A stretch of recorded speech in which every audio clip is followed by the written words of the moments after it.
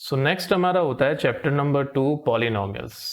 अब ये पॉलिनोमियल्स क्या होती हैं? ये इक्वेशन की ही टाइप होती हैं। इसके अंदर खास बात ये होती है कि जो वेरिएबल होता है उसकी डिग्री 2 होती है। अब कौन कौन से डिफरेंट टाइप के वेरिएबल्स होते हैं और ये डिग्री क्या होती है ये हम समझते हैं।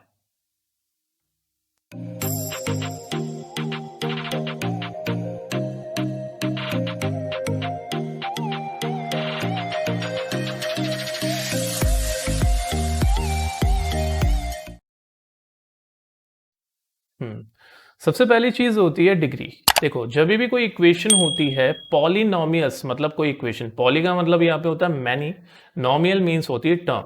सो poly means many, नोमियल means term. जब बहुत सारी टर्म्स वाली कोई इक्वेशन होती है मैथमेटिक्स में, मतलब कोई एक्सप्रेशन होता है, तो उसमें कोई ना कोई वेरिएबल होता है।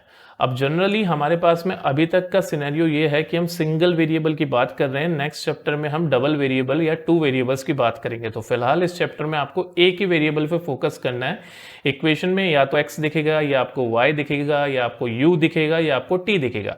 तो सिनेरियो क्लियर है कि आपको सिर्फ एक ही वेरिएबल के ऊपर फोकस करना है। अब यहाँ पे वेरिएबल की जो हाईएस्ट पावर आपको दिखाई देती है पूरे के पूरे पॉलिनोमियल में, मतलब पूरी की पूरी इक्वेशन में, वही कहलाती है डिग्री ऑफ पॉलिनोमियल।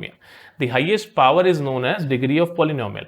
अब यहाँ पे डेफिनेशन में मैंने डाल रखा है कि हाईएस्ट पावर ऑफ एक्स, क्योंकि हम लोग एक स्टैंडर्ड लेके चल रहे हैं कि हमारे पॉलिनोमियल जो होगा उसका वेरिएबल एक्स होगा। सो यहाँ पे दूसरी चीज है px। px रिप्रेजेंट करा जाता है पॉलिनोमियल ऑफ x के लिए, मतलब हमारा पॉलिनोमियल x में है। तो जहां जहां पे सिंबल आएगा वहां पे आप समझ जाना कि px का मतलब है पॉलिनोमियल ऑफ x, और x क्या है? पॉलिनोमियल का वेरिएबल। सेकंड होता है इसके अंदर classification of polynomial on the basis of degree. अब डिग्री के बेसिस पे हम लोग पॉलिनोमियल को किन अलग अलग पार्ट्स में क्लासिफाई कर सकते हैं। अब ऐसा पॉलिनोमियल जिसमें डिग्री 1 होती है, मतलब आपको x की सिर्फ एक पावर दिखाई देगी, ऐसे पॉलिनोमियल को हम लोग बोलते हैं लीनियर पॉलिनोमियल। ठीक है। अब लीनियर पॉलिनोमियल की खास बात क्या होती है? जब इसके ग्राफ को हम प्लॉट करते हैं तो स्ट्रेट लाइन आती है, तो वहां से आप इसका नाम याद कर सकते हो। Linear stands for straight line, वहीं से डिराइव करा गया वर्ड। अब सेकंड होते हैं ऐसे पॉलिनोमियल्स जिनमें डिग्री 2 हो वेरिएबल की, वो कहलाते हैं क्वाड्रेटिक पॉलिनोमियल। और ये क्वाड्रेटिक पॉलिनोमियल का जो वर्ड आया क्वाड्रेट से आया, जिसका मतलब होता है स्क्वायर। ठीक है। सो अब ऐसे पॉलिनोमियल जिसमें वेरिएबल की पावर 2 हो, मैक्सिमम पावर, तो वो डिग्री बन गई। एंड जिस भी पॉलिनोमियल में डिग्री 2 होती है वो बन जाते हैं क्वाड्रेटिक पॉलिनोमियल। ठीक है। इसके बाद में डिग्री बढ़ाते जाओ, पॉलिनोमियल बनते जाएंगे। अब थर्ड है ऐसे पॉलिनोमियल जिसमें डिग्री 3 होती है, वो बन जाते हैं क्यूबिक पॉलिनोमियल। ठीक है। ये तो जस्ट इंट्रोडक्शन था इसका, ये बेसिक आपने 9th क्लास में पढ़ा है। अब नेक्स्ट चीज आती है standard forms of different polynomial. अब इसमें अपन सबसे पहले ले रहे हैं क्वाड्रेटिक पॉलिनोमियल। क्वाड्रेटिक पॉलिनोमियल की जो स्टैंडर्ड फॉर्म लिखी जाती है that is ax² + bx + c। अब यहाँ पे a जो होता है ये होता है कोएफिशिएंट ऑफ x², b जो होता है that is coefficient of x, और c होती है इसमें कांस्टेंट टर्म। ऑलराइट। अब खास बात यह है कि यहाँ पे a कभी भी 0 नहीं होगा। क्यों नहीं होगा? क्योंकि अगर a ही 0 हो जाएगा तो ये x² वाली टर्म 0 हो जाएगी, और x² वाली टर्म 0 हो जाएगी तो हमारा पॉलिनोमियल कैसा दिखाई देगा? bx + c। तो ये लीनियर बन जाएगा। सो दैट इज वाई यहाँ पे जो फर्स्ट टर्म होती है a, वो कभी भी 0 नहीं हो सकती, और कुछ भी 0 हो सकता है। ठीक है। और सब कुछ अलाउड है 0 होना, b का 0 होना अलाउड है, c का 0 होना अलाउड है। ऑलराइट। अब नेक्स्ट होती है the standard form of cubic polynomial. Cubic polynomial की स्टैंडर्ड फॉर्म में क्या आता है? ax³ + bx² + cx + d। यहाँ पे ax³ का कोएफिशिएंट है, bx² का कोएफिशिएंट है, cx का कोएफिशिएंट है, एंड d यहाँ पे कांस्टेंट टर्म है। अगेन कंडीशन सेम है कि a कैन नॉट बी 0, मतलब जो x³ का कोएफिशिएंट है वो 0 नहीं हो सकता। ठीक है। अब काम की बात पे बढ़ते हैं। What is the value of a polynomial? Polynomial, किसी भी पॉलिनोमियल की वैल्यू वो चीज होती है जिसको कि हम लोग डिराइव करते हैं पॉलिनोमियल से x की जगह पे कुछ पुट करके।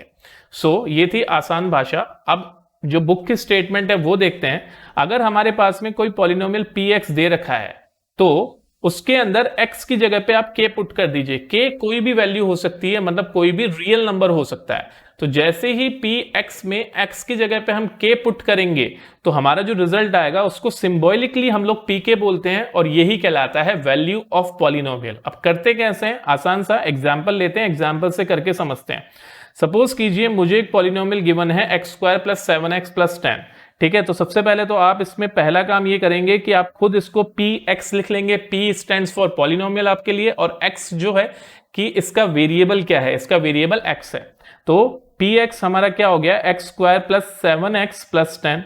अब मुझे निकालना है 1 के ऊपर इसकी value. I need to find the value of this polynomial at 1। तो मैं 1 पुट करूंगा x की जगह पे, तो जहां जहां पे भी x है वहां वहां पे आप 1 पुट कर दीजिए। ये हो जाएगा 1 का square plus 7 into 1 plus 10, so it will give अस 18। सो हमारे पास में जो वैल्यू ऑफ पॉलिनोमियल आई है वो 1 पे आई है। ऐसे आप किसी भी जगह पे वैल्यू ऑफ पॉलिनोमियल निकाल सकते हो, मतलब k की किसी भी वैल्यू के लिए आप वैल्यू ऑफ पॉलिनोमियल निकाल सकते हो। तो समझे, यहां पे मैंने क्या लिखा, p1 is equal to 18। So here 18 is value of polynomial. Value of polynomial कहां पे आई है, एट 1। ठीक है, सो सिंपल सा कॉन्सेप्ट है, बहुत आसानी से आप इसको ग्रैब कर सकते हो। ठीक है, नेक्स्ट बढ़ते हैं आगे हम लोग, जीरो ऑफ ए पॉलिनोमियल। अब ये हमारे इस चैप्टर का सबसे इंपॉर्टेंट थिंग है, और हम लोगों को सारी की सारी बात जीरो के रिस्पेक्ट में ही करनी है। अब सपोज कीजिए ऊपर हमने वैल्यू ऑफ पॉलिनोमियल निकाला, कोई ऐसा वैल्यू ऑफ k होती जिसको हम लोग पॉलिनोमियल में पुट कर देते और पूरा का पूरा पॉलिनोमियल जीरो बन जाता। दैट मीन्स पॉलिनोमियल का आंसर हमारे पास में जीरो आ जाता। तो वो k की वैल्यू हमको क्या, वो k की वैल्यू क्या कहलाती, जीरो ऑफ पॉलिनोमियल। तो zero of polynomial is a real number when it is put in the polynomial, the polynomial reduces to zero. Simple सी बात है कि k की वो वैल्यू जिसको कि आप पॉलिनोमियल में डाल देंगे और पूरा का पूरा पॉलिनोमियल हमको एज अ रिजल्ट जीरो दे देगा, तो वो कहलाता है जीरो ऑफ पॉलिनोमियल। ऑलराइट, अब सेकेंडली इसमें एक खास बात आपको यह ध्यान रखनी है, अगर किसी पॉलिनोमियल की डिग्री n है तो उसके पास में एट मोस्ट n जीरोस हो सकते हैं। ठीक है, एट मोस्ट बोल रहा हूं मैं, मैक्सिमम उससे ज्यादा नहीं होंगे। सपोज करो मेरे पास में ये है क्वाड्रेटिक पॉलिनोमियल जिसकी डिग्री 2 है, तो इसके ज्यादा से ज्यादा 2 जीरोस हो सकते हैं। नो जीरो भी हो सकता है, 1 जीरो भी हो सकते हैं, और मैक्सिमम 2 जीरोस आर पॉसिबल। अब हम लोग इस एग्जाम्पल के जीरोस की बात करते हैं कि जीरोस करते क्या है। मुझे पता है कि इसके ऑलरेडी 2 जीरोस हैं इस इक्वेशन के, ये आगे आपको एग्जाम्पल में दे रखा है क्वेश्चन, माइनस का 2 एंड माइनस का 5।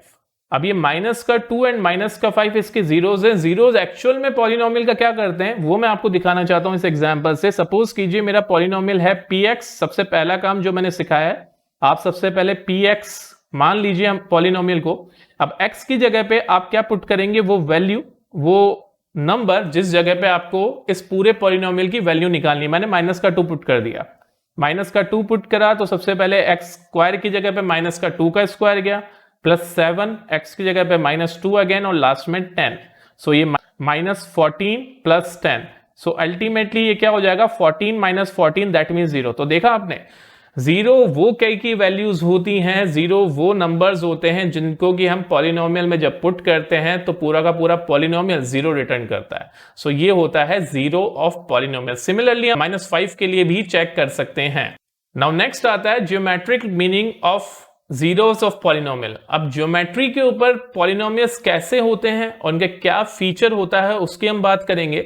सबसे पहले हम एक लीनियर पॉलिनोमियल का एग्जांपल ले रहे हैं, y is equal to 2x + 3। हम लोग क्या करने वाले हैं, हम लोग इसके डिफरेंट पॉइंट्स निकालने वाले हैं और उन पॉइंट्स को लेके हम लोग इसका ग्राफ प्लॉट करने वाले हैं कार्टेशियन प्लेन के ऊपर। तो शुरू करते हैं। सबसे पहले मैंने मान लिया कि लेट फर्स्ट ले रहा हूं मैं x इज इक्वल टू 0। मैं सीधा 0 से स्टार्ट कर रहा हूं आपको। सो यहां पे y इज इक्वल टू क्या आ रहा है, 2 into 0 plus 3। That means y की वैल्यू क्या आ रही है हमारी, 3।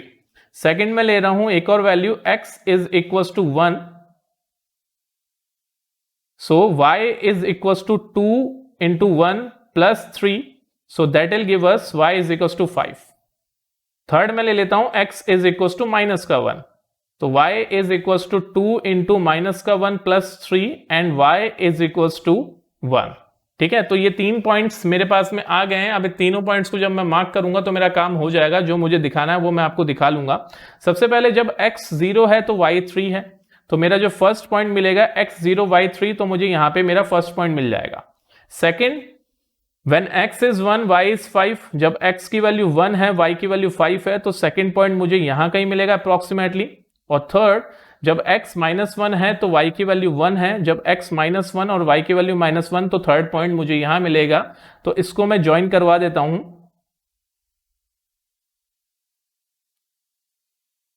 तो इन तीनों लाइंस को, तीनों पॉइंट्स को ज्वाइन करवाने के बाद में एक चीज हमारी फर्स्ट जो क्लियर हुई है कि जब भी कोई पॉलिनोमियल लीनियर होगा तो उसका ग्राफ स्ट्रेट लाइन आता है, जो कि मैंने पहले भी कहा था। ये हम लोगों ने इस ग्राफ से भी देख लिया। अब जीरो ऑफ पॉलिनोमियल क्या होता है वो अभी तक हमको नहीं पता पड़ा है। देखो, जीरो ऑफ पॉलिनोमियल, अगर पॉलिनोमियल हमको x में दे रखा है तो जीरो ऑफ पॉलिनोमियल वो पॉइंट होता है जहां पे ये ग्राफ x एक्सिस को इंटरसेक्ट करेगा। ठीक है, x एक्सिस को इंटरसेक्ट करेगा, मतलब उस जगह पे y 0 लेना चाहिए, y 0 रहना चाहिए। तो मुझे निकालना है तो मैं सिंपली एक काम तो ये कर सकता हूं कि इसको मैं एक्सटेंड करवा दूं। ठीक है, तो ये पॉइंट मुझे मिल गया जहां पे इस लाइन ने किसको इंटरसेक्ट कर दिया, x एक्सिस को। ठीक है, अब इसके अगर मैं कोऑर्डिनेट निकालना चाहता हूं तो मुझे पता है कि जहां पे भी ये x एक्सिस को इंटरसेक्ट करेगा वहां पे y 0 रहेगा। तो मैं इसी इक्वेशन के अंदर क्या करूंगा, y को 0 पुट कर दूंगा। तो मैंने पुट कर दिया y is equal to 0। So 0 is equal to 2x plus 3। So x 2x is equal to -3। So x की वैल्यू मेरे पास में -3/2 आ गई। सो अगर मैं इसको सॉल्व करूं तो it will be around -1.5 x की वैल्यू। और आप देखिए मेरा ये कहां पे आ रहा है पॉइंट, -1.5 पे। सो किसी भी पॉलिनोमियल के लिए उसके जीरो ग्राफ्स के ऊपर वो पॉइंट होते हैं जहां वो पॉलिनोमियल x एक्सिस को इंटरसेक्ट करेगा फिलहाल। ठीक है, क्योंकि हमारे जो पॉलिनोमियल सारे के सारे हैं वो हमको x में दे रहा है। ये अगर पॉलिनोमियल y में होगा तो वो पॉइंट जहां पे ये y एक्सिस को इंटरसेक्ट करेगा। ऑलराइट, सो ये इसके जीरोस निकल के आए हैं। ठीक है, किसी भी पॉलिनोमियल के लिए उसका जीरो वो पॉइंट होता है जहां पे उस पॉलिनोमियल से जो ग्राफ बना है वो x एक्सिस को इंटरसेक्ट करे। अब यहां पे कंडीशन ये है कि हमको जो पॉलिनोमियल गिवन है वो सारे के सारे x में गिवन है, इसलिए मैं x एक्सिस पे इंटरसेक्शन की बात कर रहा हूं। अगर पॉलिनोमियल हमको y में गिवन होते तो हम y एक्सिस पे इंटरसेक्ट की बात करते। तो y वाला तो आप भूल ही जाओ, आपको सिर्फ इतनी सी बात करनी है कि वो पॉइंट जहां पे कोई भी ग्राफ, किसका ग्राफ, किसी पॉलिनोमियल जो आपको गिवन है उसका ग्राफ x एक्सिस को इंटरसेक्ट करेगा, वही कहलाएगा zero of polynomial. Got it. Second हम लोग ले रहे हैं क्वाड्रेटिक पॉलिनोमियल। अब क्वाड्रेटिक पॉलिनोमियल के साथ में भी हमको सेम काम करना है। हम लोगों को क्या करना है, इसके पॉइंट्स निकालने हैं। सो पॉइंट निकालने के लिए मैंने फिर से इसको क्या लिखा, px is equal to x square minus 3x minus 4। अब आपको एक और नई चीज बता रहा हूं मैं कि ये px का मतलब y भी होता है। ठीक है, तो हम लोग इसको कैसे लिखेंगे, y is equal to x square minus 3x minus 4। Alright, अब मैं x की डिफरेंट वैल्यूज पुट करूंगा, मुझे बदले में y की डिफरेंट वैल्यूज मिलेंगी और मैं उसका ग्राफ प्लॉट करूंगा। तो वही काम हम लोग कर रहे हैं। सबसे पहले मैंने कर दिया, फर्स्ट मैं कर रहा हूं x is equal to 0 put. So y is equal to, ये हो गया 0, ये भी 0 और ये माइनस का 4। तो y की वैल्यू हमारे पास में क्या आ गई, माइनस की 4। सेकेंड हम लोग ले रहे हैं x is equal to 1। x की वैल्यू हमने 1 पुट करें तो हमको मिल रहा है y is equal to 1 minus 3 minus 4। So y हमारे पास में आ जाएगा माइनस का 6। थर्ड हम लोग पुट कर रहे हैं x is equal to minus का 1, x is equal to minus का 1। सो अगेन y क्या बनेगा, माइनस के 1 का स्क्वायर प्लस का 3 एंड माइनस का 4। सो इट विल गिव अस, ये माइनस का 1 का स्क्वायर प्लस का 1 हो जाएगा तो ये बन जाएगा 4 माइनस 4। तो y की वैल्यू कितनी आ जाएगी हमारे पास में, 0। सो यहां पे ग्राफ बनाने से पहले ही मुझे y इज इक्वल टू 0 मिल गया है एक जगह पे, तो मुझे समझ में आ गया मेरा 0 मुझे कहां मिलने वाला है। तो फिर भी आपको चाहिए तो आप और ग्राफ भी और भी पॉइंट्स निकाल सकते हैं ग्राफ के लिए। तो इसका हम लोग एक दो पॉइंट्स और निकाल रहे हैं for the sake of the graph. मैं पुट कर रहा हूं next x is equal to 2। x की वैल्यू 2 पुट करी मैंने तो y इज इक्वल टू आएगा 2 का स्क्वायर दैट इज 4 माइनस का 6 माइनस का 4। तो माइनस का 6 एंड माइनस का 4, वैसे माइनस का 10 बना रहे हैं पर ये आपस में वैसे भी कैंसिल हो रहे हैं, तो मैं सीधा सीधा यहाँ पे y is equal to minus का 6 लिख सकता हूँ। फोर्थ मैं पुट कर रहा हूँ x is equal to -2, so y is equal to again -2 का स्क्वायर, -2 का स्क्वायर दैट इज 4, माइनस का 3 into x that will give us plus का 6, एंड लास्ट में हमारे पास में है माइनस का 4, सो ये भी कैंसिल हुए, तो y की वैल्यू कितनी आ गई 6। ऑलराइट, अब इनको हम लोग एक बार कलेक्ट कर लेते हैं, एक जगह पे लिख लेते हैं और फिर हम लोग इनको प्लॉट करेंगे। सबसे पहले x0 के लिए y -4, सो 0 y की वैल्यू -4, सेकेंड x1 के लिए y की वैल्यू -6, x1 के लिए y की वैल्यू -6, थर्ड x-1 के लिए y की वैल्यू 0, x-1 के लिए y की वैल्यू 0, फोर्थ x2 के लिए x इक्वल्स टू 2 के लिए y की वैल्यू -6, और फिफ्थ है हमारे पास में -2 एंड 6। सो इनको हम लोग प्लॉट करते हैं हमारे ग्राफ के अंदर। सो फर्स्ट ऑफ ऑल जब x 0 है तो y की वैल्यू -4, x 0 तो y की वैल्यू -4, दैट मीन्स ये पॉइंट हमको कहाँ मिलेगा, इस जगह पे। सेकेंड मैं यहाँ पे लिख भी देता हूँ 0, -4। सेकेंड जब x की वैल्यू 1 है तो y की वैल्यू -6, जब x की वैल्यू 1 है तो y की वैल्यू -6 नहीं है हमारे पास में, मैंने यहाँ पे बना दिया, तो x की वैल्यू 1, y की वैल्यू -6, मतलब अप्रोक्सीमेटली इस जगह पे मिलेगा हमको, तो 1, -6। Third when x is -1 y is 0, x is -1 y is 0, that means third point हमको यहाँ मिल रहा है, सो x is -1 y is 0, -1, 0 कहलाएगा ये point. Fourth when x is 2 y is -6, when x is 2 y is -6,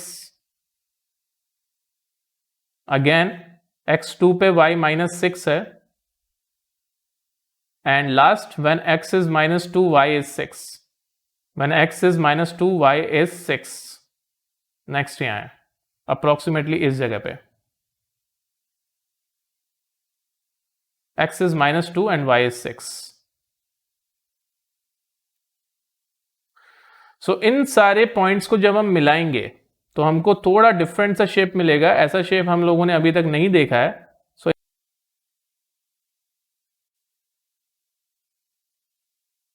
कुछ ऐसा, ठीक है, और ये ग्राफ ऐसे ऊपर भी जाएगा, ठीक है, इस तरीके से जितना ये यहां पे आपको जैसे दिखाई दे रहा है, आप और पॉइंट ढूंढेंगे तो ये ऊपर भी जाएगा। तो ये ग्राफ होता है पैराबोलिक ग्राफ। पैराबोला का जो शेप होता है वो यू जैसा होता है, या तो आपको सीधा यू दिखाई देगा या फिर उल्टा यू दिखाई देगा, यहाँ पे दो डिफरेंट केसेस आपको दिखाई देंगे। सो ये जो शेप बनता है ये पैराबोलिक ग्राफ कहलाता है, और जब भी क्वाड्रेटिक इक्वेशन होती है तो उसका ग्राफ हमेशा एक पैराबोला होता है। गॉट इट, कि क्वाड्रेटिक इक्वेशन का ग्राफ कैसा होता है, पैराबोला, और पैराबोला का शेप कैसा होता है, या तो आपको ऐसा शेप बनता हुआ दिखाई देगा या फिर ऐसा। अब खास बात इसमें यह है कि ये काम आपको नहीं करना है, ठीक है, देख के घबराने की जरूरत नहीं है, आपको कभी भी ग्राफ निकालने के लिए नहीं दिया जाएगा, आपको सिर्फ और सिर्फ ये ग्राफ दे दिए जाएंगे और पूछा जाएगा कि बताइए कि इसमें कितने जीरोस आपको दिखाई दे रहे हैं। अब इस ग्राफ को अगर मैं स्टडी करूं तो एक जीरो तो मुझे यहां दिख रहा है, क्यों, क्योंकि यहां पे इसने एक्स एक्सिस को काटा है विच इज -1, और दूसरा जीरो मुझे यहां दिख रहा है, हालांकि मैंने पॉइंट निकाला नहीं है, पर निकालूंगा तो मुझे एक और जीरो मिल जाएगा इसका। ऑलराइट, सो क्वाड्रेटिक इक्वेशन में मैंने आपको पहले बता दिया था कि या तो एक भी जीरो नहीं होगा, या फिर 1 0 हो सकता है, या फिर 2 जीरोस हो सकते हैं, मतलब या तो ये किसी भी जगह पे एक्स एक्सिस को नहीं काटेगा, या फिर ओनली 1 प्लेस पे काटेगा, या फिर 2 प्लेसेस पे काट सकता है। नाउ हम लोग कुछ केसेस की बात कर रहे हैं क्वाड्रेटिक इक्वेशन के। मैंने अभी जैसे बोला था कि क्वाड्रेटिक इक्वेशन की वजह से जो ग्राफ बनता है वो यू शेप का बनेगा, जिसको हम पैराबोलिक ग्राफ बोलते हैं, उल्टा या सीधा। तो हम लोग 3 डिफरेंट सिनेरियोस की बात कर रहे हैं। फर्स्ट, सबसे पहला सिनेरियो ये है कि जब हमको 2 जीरोस मिलेंगे, तो 2 जीरोस मिलेंगे, आपको सिर्फ क्या देखना है कि ये ग्राफ 2 पॉइंट्स पे एक्स एक्सिस को काट रहा है, दैट मींस ये केस 1 जब हमको 2 जीरोस मिल रहे हैं। सिमिलरली जब हमको सिर्फ एक ही जीरो मिलेगा, तो ये ग्राफ सिर्फ एक पॉइंट पे एक्स एक्सिस को टच करता हुआ निकल जाएगा, और कोई टेंशन लेने की बात ही नहीं है, बहुत आसान है। और थर्ड केस, जब ये एक्स एक्सिस को काटेगा ही नहीं, एक्स एक्सिस को नहीं काटेगा, नहीं टच करेगा, इंटरसेक्ट नहीं करेगा, तो नो जीरो, यहां पे कोई जीरो मिलेगा नहीं। सो 3 केसेस आ गए वापस घूम फिर के, एकदम सिंपल सी बात है। अब हम लोग आ रहे हैं एनसीईआरटी के एग्जाम्पल नंबर 1 पे, एकदम लल्लू क्वेश्चन है, देखते ही सॉल्व हो जाएगा। आपको करना क्या है, look at the graphs in figure 2.9 given below, each is a graph of y is equal to px। तो अभी थोड़ी देर पहले मैंने बोला था y ही px कहलाता है यहाँ पे, ठीक है, मतलब polynomial, px stand for polynomial. For each of the graph find the number of zeros, सिर्फ नंबर ऑफ जीरोस निकालने, लोकेशन नहीं निकालनी है। कल को अगर एमसीक्यू के अंदर अगर आपसे बोर्ड में लोकेशन पूछ ली जाए तो आपको आता है कि कोऑर्डिनेट कैसे निकालने। सो आपको सिर्फ इनमें क्या देखना है कि कितनी जगहों पे ये एक्स एक्सिस को काट रहा है। यहाँ पे नंबर ऑफ जीरोस कितने हो गए, फर्स्ट वाले ग्राफ में 1, सेकंड वाले ग्राफ में नंबर ऑफ जीरोस कितने हो गए 2, 2 प्लेसेस पे काट रहा है। थर्ड वाले ग्राफ में आप देखिए नंबर ऑफ जीरोस कितने हो जाएंगे 3, एकदम आसान लल्लू चीज। अच्छा, अब अगर मैं आपको बोलूं, ऑब्जर्व करो कि इन फर्स्ट सेकंड थर्ड में क्वाड्रेटिक इक्वेशन का ग्राफ कौन सा है, तो आप कौन सा बोलेंगे, सेकंड वाला, एग्जैक्टली। और फर्स्ट और थर्ड के बारे में अभी हमको जानकारी नहीं है तो उनको छोड़ दो, बड़ी क्लासेस में फिर क्या पढ़ोगे, ठीक है। फोर्थ वाले ग्राफ को देखिए, फोर्थ वाले ग्राफ में ये एक्स एक्सिस को सिर्फ एक पॉइंट पे काट रहा है और ये ग्राफ स्ट्रेट लाइन है, तो ये किसका ग्राफ बनेगा, ये लीनियर इक्वेशन का ग्राफ बनेगा। और लीनियर इक्वेशन का ग्राफ में मैं आपको बता देता हूं, या तो एक भी जीरो नहीं होगा या फिर एक जीरो होगा, और एक से ज्यादा नहीं हो सकता, क्योंकि रूल क्या कहता है कि a polynomial can have maximum number of zeros equivalent to its degree. अगर उसकी डिग्री n है तो उसके n जीरो मैक्सिमम हो सकते हैं, एटमोस्ट हो सकते हैं, कम से कम जीरो भी हो सकते हैं, ठीक है। फोर्थ वाला ग्राफ देखिए, यहां पे सिर्फ एक पॉइंट पे टच करके जा रहा है, ठीक है, तो यहां पे 1 1, यहां पे भी 1, और फिफ्थ वाले ग्राफ में 1 2 3 4, तो there are 4 number of zeros.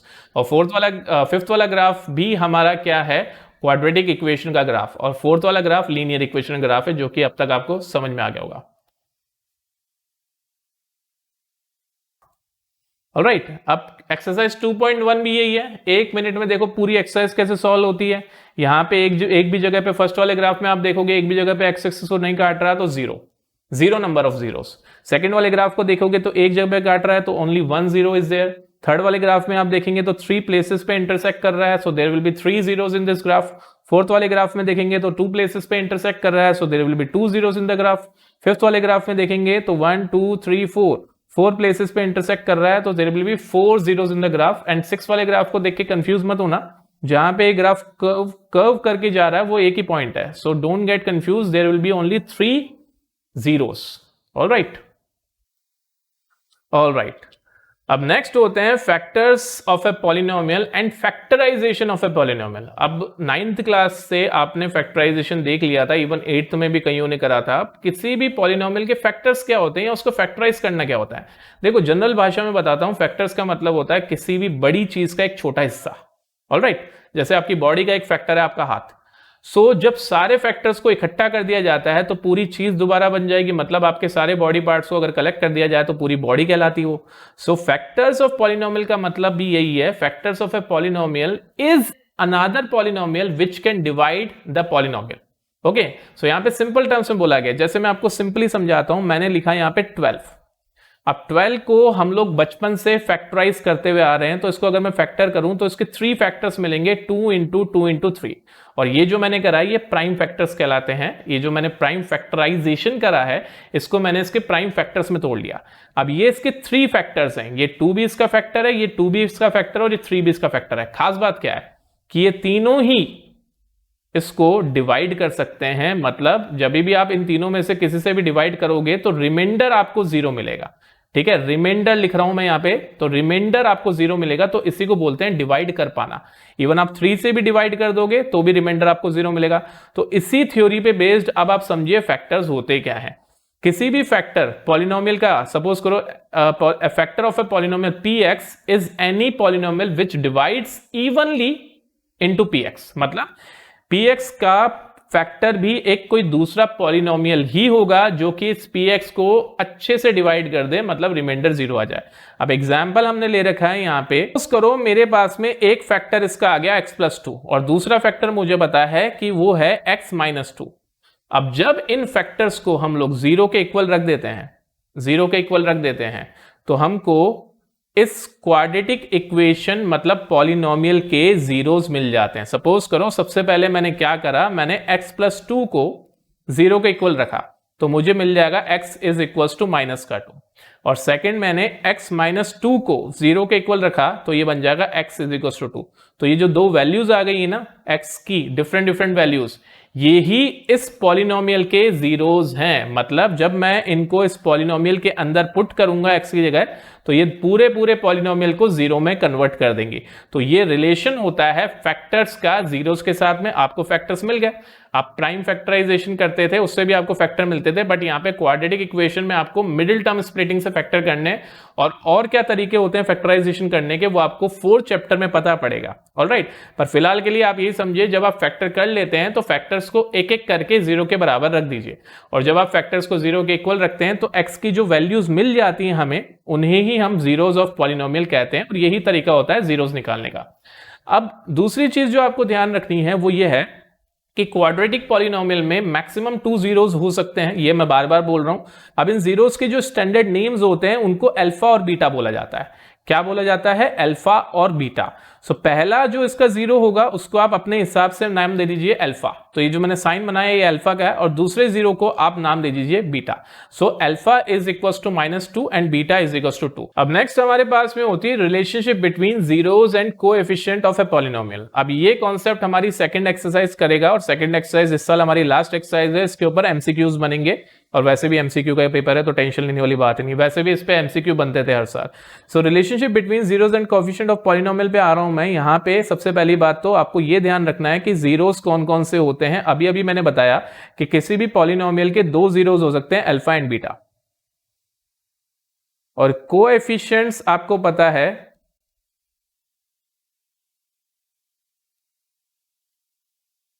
ये होते हैं ए बी, ये तो कोएफिशिएंट होते हैं, एंड कांस्टेंट भी इसमें साथ में इंक्लूड होता है सी। अब ये आया कहां से?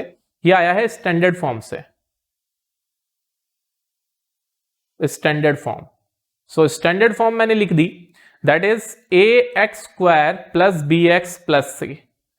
अब हल्का सा हम बैकग्राउंड में जाते हैं, पीछे जाते हैं पास्ट में। अभी अभी मैंने आपको बताया था कि किसी भी क्वाड्रेटिक इक्वेशन के मैक्सिमम 2 जीरोस हो सकते हैं और मैक्सिमम 2 फैक्टर्स हो सकते हैं। तो मान लो कि एक क्वाड्रेटिक इक्वेशन मैंने ली है जो कि मेरी ax² प्लस bx प्लस सी है, ठीक है। मैं इसका ना ऑर्डर सही कर देता हूं एक बार, मैं सब कुछ ऊपर नीचे मैंने करा हुआ है, तो मैं इसको अब वापस से रीअरेंज करके इसका ऑर्डर सही कर रहा हूं, ठीक है। अब ये रिलेशनशिप समझने के लिए सबसे पहले मैंने माना कि मेरे पास में क्वाड्रेटिक इक्वेशन है जो कि है ax² प्लस bx प्लस सी, और सामने की तरफ मैं इसके जीरो भी लिख देता हूं, इज इक्वल टू 0। अब मान लो कि इसके 2 जीरोस हैं। 2 जीरोस कौन से हैं? अल्फा और बीटा। तो इसके 2 रिक्वायर्ड फैक्टर्स क्या हो जाएंगे? देखो जीरो कैसे बनते थे, ऐसे x is equal to alpha and x is equal to beta, ठीक है। ऑलराइट, ऐसे ही जीरोस बनते थे। अब आप इनको इधर भेज दो, ठीक है। तो इसके जो 2 रिक्वायर्ड फैक्टर्स क्या हो जाएंगे? x minus alpha and x minus beta. ये पूरी क्वाड्रेटिक इक्वेशन के 2 फैक्टर्स हैं, फैक्टर्स। अब हमको इन जीरोस अल्फा एंड बीटा और ए बी सी, ये जो कोएफिशिएंट एंड कांस्टेंट है, इनके बीच का रिलेशनशिप निकालना है। तो मैंने अभी थोड़ी देर पहले एक चीज बोली थी कि जब आप फैक्टर्स को मल्टीप्लाई करोगे तो वापस से आपके पास में क्वाड्रेटिक इक्वेशन बन जाएगी। तो मैं वही करने वाला हूं कि जो क्वाड्रेटिक इक्वेशन है ये हो ना हो इन 2 फैक्टर्स के मल्टीप्लीकेशन से बनी है, x minus alpha and x minus beta. ये तो आपको क्लियर हो गई, और साथ ही साथ मैंने एक कांस्टेंट k भी लगा दिया, क्योंकि हो सकता है कि मल्टीप्लाई करते टाइम पे कुछ ना कुछ चीज इनकी डिवाइड हो गई हो या फिर कॉमन होके बाहर निकल गई हो। तो उसको कॉमन चीज के लिए मैंने यहाँ पे k लगा दिया। k इज ए कांस्टेंट, और इसकी टेंशन लेने की जरूरत नहीं है, या एंड में अपने आप गायब हो जाएगा, ठीक है। अब हम लोग RHS को सिंप्लीफाई कर रहे हैं। सो ये बनेगा k, सबसे पहले x से x मल्टीप्लाई हुआ तो ये बना x² माइनस का बीटा x, फिर अब माइनस का अल्फा मल्टीप्लाई हो रहा है तो माइनस का अल्फा x एंड प्लस का अल्फा बीटा। ऑलराइट, और लेफ्ट हैंड साइड पे तो हमने कुछ करा ही नहीं, इंटैक्ट है ये, तो ax² प्लस bx प्लस सी। आगे बढ़ते हैं। सो ये हो गया हमारा ax² plus bx plus c is equals to, k को अंदर मल्टीप्लाई करना स्टार्ट कर दिया kx²। अब इन दोनों में से आप देखिए x कॉमन है, तो माइनस भी कॉमन है, x भी कॉमन है, तो ब्रैकेट में आ जाएगा alpha plus beta kx and plus k alpha beta. Alright, अब हम लोग क्या कर रहे हैं, LHS और RHS में x², x और कांस्टेंट टर्म तीनों को कंपेयर कर रहे हैं। सबसे पहले मैंने x² वाली टर्म्स को कंपेयर करा, तो x² वाली टर्म्स का कोएफिशिएंट क्या आया? यहां से तो a है, यहां से k है। सो मैं यहां पे पहले लिख देता हूं comparing the terms of both sides. तो सबसे पहले हमने कंपेयर करा ax स्क्वायर को kx स्क्वायर से, तो यहां से हमको एक चीज समझ में आ गई कि a is equal to k है, इसको मैंने इक्वेशन नंबर 1 बोल लिया। अब सेकंड में कंपेयर कर रहा हूं x वाली टर्म को, तो यहां से हमको समझ में आया कि b is equal to minus का अल्फा प्लस बीटा है, ठीक है, और साथ में k भी आ रहा है। ऑलराइट, ये हमने लिख दिया, ये हमारी सेकंड इक्वेशन बन गई। और थर्ड में कर रहा हूं कांस्टेंट को कांस्टेंट से compare, that means c is equal to k times alpha into beta आ रहा है, ये हमारी थर्ड इक्वेशन बन गई। अब यहां पे आप एक चीज ध्यान दीजिए कि ये यहां पे हमारे पास में एक टर्म में तो अल्फा प्लस बीटा आ रहा है, तो अल्फा प्लस बीटा का मतलब क्या है कि दोनों जीरोस ऐड हो रहे हैं, और एक टर्म में हमारे पास में अल्फा इंटू बीटा आ रहा है, मतलब दोनों जीरोस आपस में मल्टीप्लाई हो रहे हैं। इसको आप दिमाग में रखिएगा, ठीक है। अब हम क्या करते हैं, हम लोग फर्स्ट और सेकेंड इक्वेशन से देख रहे हैं फ्रॉम 1 एंड 2, फ्रॉम 1 एंड 2 हम लोगों ने क्या कर दिया, 2/1 कर दिया। सेकेंड इक्वेशन को फर्स्ट इक्वेशन से डिवाइड कर दिया, 2/1। सो हमको क्या मिला, माइनस का alpha plus beta times k upon k is equal to b/a। So k से k कैंसिल, तो यहां से अल्फा प्लस बीटा, इस माइनस के साइन को सामने भेज दो, इज इक्वल टू माइनस का b/a। ये हमारा फर्स्ट रिलेशन है, that sum of the zeros of the polynomial is equals to minus b/a, और b आपको पता है that is coefficient of x, और a आपको पता है which is coefficient of x square. तो अगर मैं इसको सिंपली बोलूं आसान भाषा में, that means the sum of the zeros of a polynomial is equals to negative of the coefficient of x upon coefficient of x square. ये हमारा फर्स्ट रिलेशन है। नाउ यहाँ पे सेकंड रिलेशन के लिए हम लोग एक और काम करेंगे, इक्वेशन थर्ड को फिर से हम लोग इक्वेशन 1 से ही डिवाइड कर देंगे। सो 3/1। सो थर्ड इक्वेशन में हमारे पास में क्या है, लेफ्ट हैंड साइड वाले को तो मैं यहां लिख रहा हूं, ये बन गया c/a, और राइट हैंड साइड्स वाली टर्म को k अल्फा b अपॉन यहां पे बन गया k।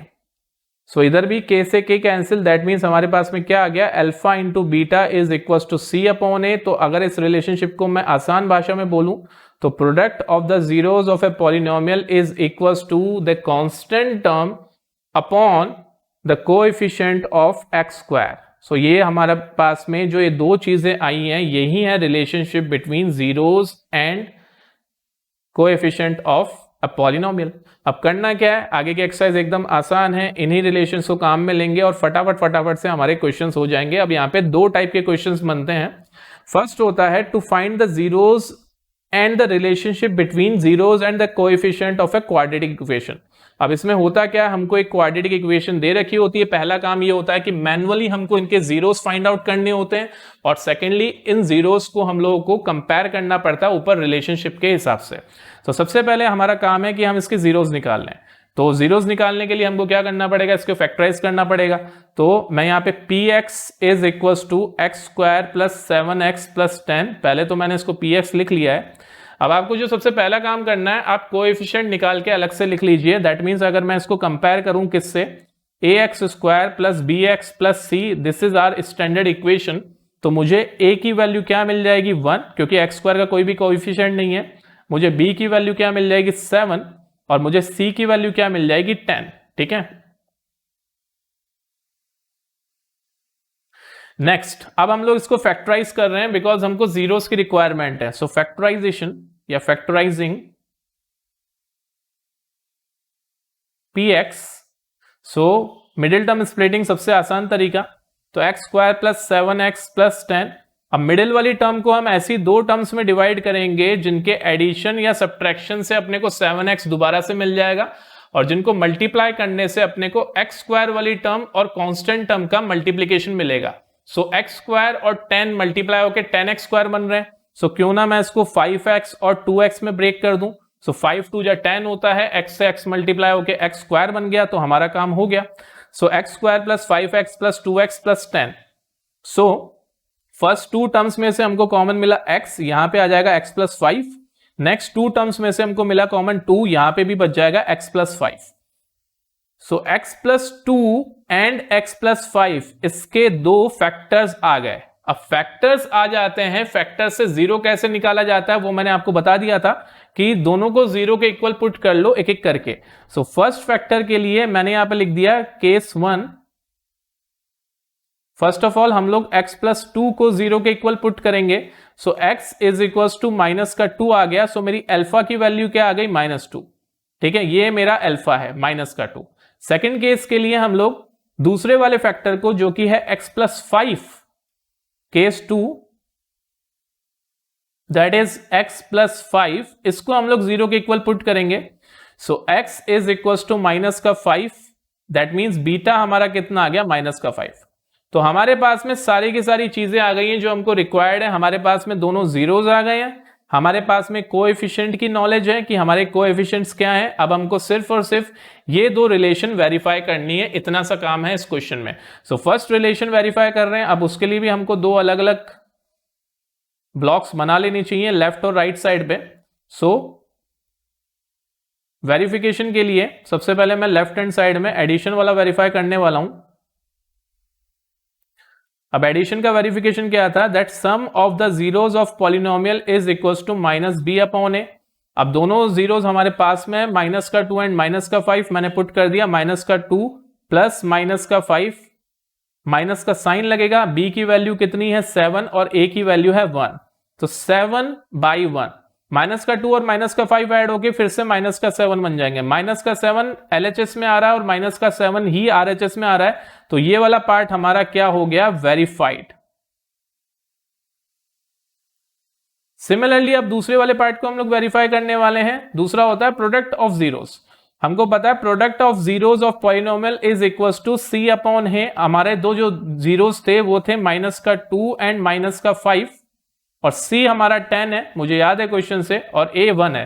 तो माइनस का 2 और माइनस का 5 मल्टीप्लाई होके क्या हो जाएंगे? प्लस का 10 और यहां पे भी प्लस का 10। So again LHS is equal to RHS। तो ये भी हमारा वेरीफाई हो चुका है। सो ये था हमारा फर्स्ट टाइप ऑफ क्वेश्चन। इसके ऊपर बेस्ड है पूरा का पूरा first question of the second exercise. आपको डिफरेंट डिफरेंट पॉलिनोमियल्स दे रखे हैं, आपको सिर्फ और सिर्फ उनके जीरोस निकालने हैं और वेरीफाई करना है, इतना आसान। अब हम आ रहे हैं टाइप 2 के क्वेश्चंस के ऊपर। टाइप 2 के क्वेश्चंस के अंदर क्या होता है? हमको sum and product of zeros given होता है और हमको क्वाड्रेटिक इक्वेशन निकालनी पड़ती है, मतलब क्वाड्रेटिक पॉलिनोमियल निकालना पड़ता है। अब इसके लिए एक आसान सा तरीका यह है कि आप जीरोस की फॉर्म में जो स्टैंडर्ड इक्वेशन है वो याद कर लीजिए क्वाड्रेटिक पॉलिनोमियल के, और आपका क्वेश्चन 2 मिनट में हो जाएगा। तो जो स्टैंडर्ड फॉर्म है वो क्या कहती है? That is x square minus sum of zeros times x plus product of zeros. ये हमारी दूसरी फॉर्म है क्वाड्रेटिक इक्वेशन की in terms of zeros. So that means अगर मैं और अच्छे से लिखूं, समझने वाले तरीके से लिखूं, तो x square minus alpha x square minus alpha plus beta into x plus alpha into beta. So आप ये फॉर्म लगाएंगे तो आपका 1 मिनट में क्वेश्चन हो जाएगा और टेंशन लेने की जरूरत ही नहीं है, बिकॉज इस बार वैसे भी एमसीक्यू में आने वाला है तो हमको ज्यादा टाइम मिलेगा भी नहीं। तो ये तरीका सबसे बेस्ट रहने वाला आपके लिए। अब करके देखते हैं। एक एग्जांपल दे रखा है, example number 4, find the quadratic polynomial the sum and the product of zeros are -3 and 2 respectively. तो यहाँ पे सम ऑफ जीरोस दे रखा है, मतलब अल्फा प्लस बीटा दे रखा है माइनस का 3, एंड प्रोडक्ट ऑफ जीरो दे रखा है, that means alpha into beta that is 2। सो सीधा सा फॉर्मूला क्या था हमारा? X square minus alpha plus beta into x plus alpha into beta. सीधा वैल्यूज पुट कर दीजिए, आंसर आपके सामने। एक्स स्क्वायर माइनस माइनस का 3 दैट मीन्स प्लस का 3, साथ में आ जाएगा एक्स, और अल्फा इंटू बीटा 2 है, और यही हमारा रिक्वायर्ड पॉलिनोमियल है। एकदम आसान।